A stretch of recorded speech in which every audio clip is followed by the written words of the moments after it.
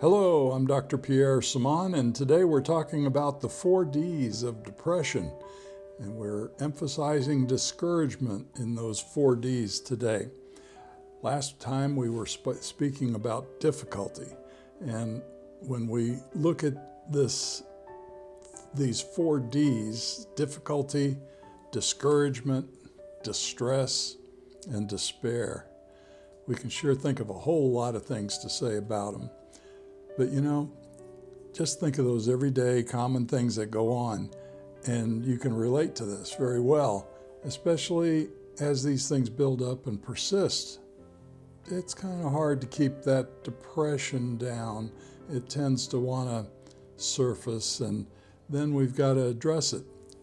Usually when these things are happening, we don't think about depression. We're thinking about whatever's going on at the moment. Suddenly we realize, oh, we're depressed. Or oftentimes it's somebody else who's telling you, are you depressed? And, oh, no, I'm not depressed. And then you think about it and you go, oh, maybe I am. Oh, yeah, well, I better do something about this. And then you finally start working on it. If it's not too bad, then okay, you bounce right back. But if it's persisting, and especially if there's a history of dropping into those deep canyons or deep ruts of depression, then each time following it tends to be a little faster, a little harder to come out of, and we don't want that pattern. That's not a good pattern. So address this ahead of time. Try your best to recognize where you're at each day, each moment, and don't let these 4 Ds get to a point where it's leading to the next one, then leading to depression. So we spoke about difficulty last time. This time we're talking about discouragement. Discouragement, I guess, happens every day. We're most often confident and enthusiastic when beginning a difficulty. I can do this, or, well, it's not a real problem. And we attack it, we handle it, we address it. However, over time, that mounting stress that comes along with difficulty dampens confidence and enthusiasm. Gosh, I don't know if I can do this. Or, this is harder than I thought. So eventually, optimism begins to lose its luster as it turns into discouragement. Oh, I don't know. This is maybe beyond me. What do I do now? Well, minor discouragements every day is no problem. You can think of typical discouragements anywhere, anytime during your day. Traffic lights can be a discouragement. Getting someplace on time can be a discouragement. When you speed up to make that green light and it turns red too quickly, little discouragement there. You bounce right back with those little discouragements. Or what often happens to me is I go to the fast food place to pick up some food for myself and my wife, and I order a cheeseburger and I might say no mustard, and a baked potato, her favorite is the baked potato, with extra sour cream. And then you get home and what happens? She opens up the bag. There's mustard in the hamburger. Where's the sour cream? Discouragement. Yeah. And depending on how you take that, sometimes I take it as, oh, you made a mistake, you goofed up, what's wrong with you? And oh no, so then I think, well, maybe I should check that before I leave the fast food place. But I never think to do that. So, us guys, I don't know, maybe it's just me. Well, when discouragement keeps persisting, that's when it kind of becomes a problem, and it's good to address it. So discouragement takes a dark turn, a dark spirit or attitude that occurs, that weighs heavy on us when that happens, when it makes that turn towards the darkness. But we're different people. We have different temperaments. We have different personalities. You might be a very strong person. So a strong-minded individual, discouragement makes them more stubbornly try harder. And of course, they know they're right. And so they persist. They head on into it, and generally they get through it, because that strong-mindedness is a gift. It's an ability they have. They're able to swim against the stream of popular opinion and get something done that's difficult. So that's a leader, and we need leaders that are like that, because most people aren't leaders. And when you find a good leader, then that's a good thing. And so people tend to be more loyal and follow those good leaders who can swim against that stream to get things done. A moderate-minded individual may pause and contemplate what to do next when there's discouragement. May ask for information. I need more information. I don't have enough to make a decision. And so they think about it for a while or ruminate over it. The excitedly minded individual will go find somebody to play with. Oh, discouragement. Well, Joe, hey, let's go have lunch. Or Mary, let's go see what's at the store. They want to feel good all the time, and discouragement does not feel good. So let's push it away and move on. Of course, you might be recognizing some of these as temperaments. That might be a sanguine temperament. Not all I'm not saying all sanguines are like that, but some of them may lean in that direction more often than not. The melancholy I spoke of a little earlier, with that moderate-mindedness, or the phlegmatic with that, they're going to think about it, and they're going to get more information. The choleric that I spoke of a little earlier, the strong-minded, melancholies are strong-minded too, but the choleric forges ahead, and they're right no matter what. So they're gonna get it done. They're gonna, even if they know they're wrong, they're gonna try to prove they're right. And so usually it makes them look good, and they do get things done. The sensitive-minded, when handling discouragement, they may associate it with rejection and take it personal, and throw up their hands.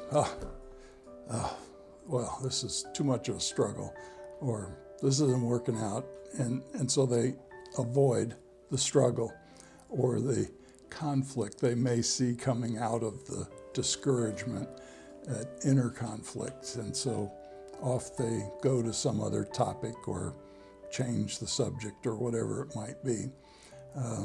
The mystically minded may see a discouragement as a sign from a higher power to change plans. Oh, there's resistance, change plans, and seek that higher power for direction. And the faithful will say, I can do all things which He's called me to do through Him who strengthens and empowers me to fulfill His purpose. I'm self-sufficient in Christ's sufficiency. I'm ready for anything and equal to anything through Him who infuses me with inner strength and confident peace. Of course, that comes from Philippians chapter 4, verse 13. Faith helps us when we get discouragement. Faith helps us through difficult times. You may be from a faith of a different religion than Christianity, which I'm from. You may have your ways of saying those things that help you through discouragement. So as a Christian, I turn to God. All right, Lord, you said I can get through anything. Keep the faith, do what's right, think on those good things, and persist, and He'll walk with me through it to help me. And it works. That's all I can say, it works. For some, maybe it doesn't work, but I know for me and for many others who I've talked to, it works. And if it works, try it. It might work for you if you haven't tried that yet. You remember Dale Carnegie? I think he passed away in 1955. But the Dale Carnegie courses, and I used to hear so much about those things, and they did wonderfully. They helped so many people. But he made this statement about discouragement. He said, "Develop success from failures. Discouragement and failure are two of the surest stepping stones to success." So what did he do there? He put a flip on it. He took something that was negative and used it into doing something positive. He took the negative and made a strength out of it, whereas we might see it as a weakness. Well, that's what the Bible tells us to do. Think on those things that are good. Think on those things that are pure or right. Do those things that we've been taught to do, and God's there to help us with it. So if we get discouraged and we think negatively, as we've spoken of in the past, the brain just kicks in that fight or flight system, that fear and emotion center of the brain, the limbic system, and we start thinking negatively. Doesn't work, does it? As we think negatively, we become negative.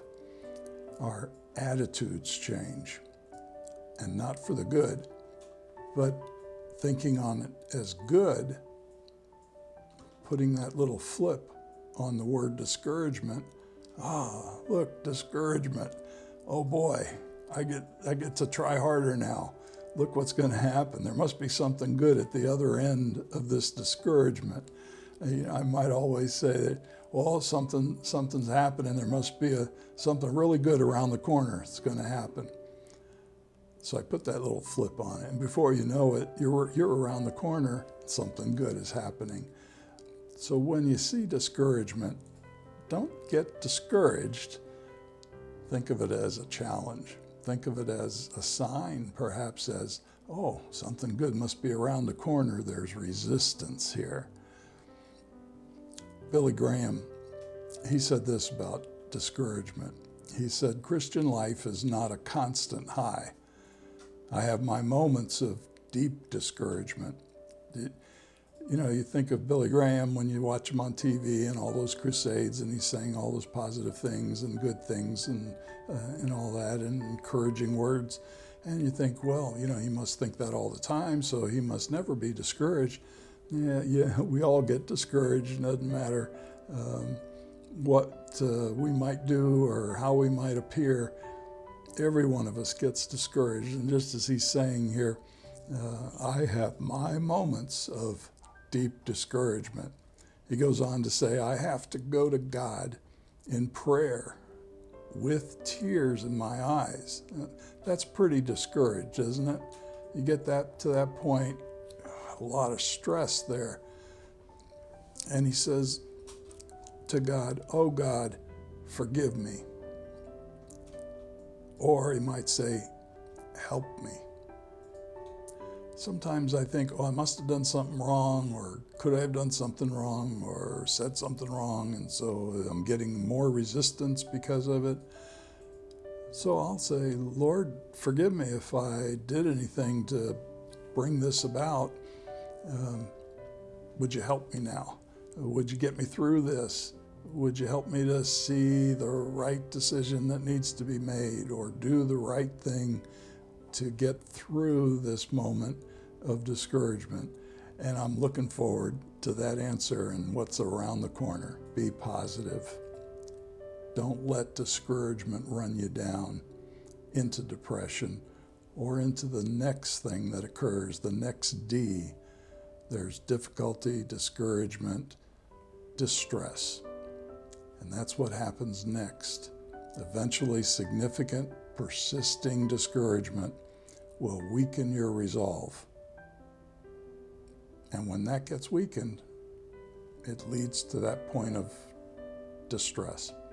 And we're going to talk about that next time. God bless.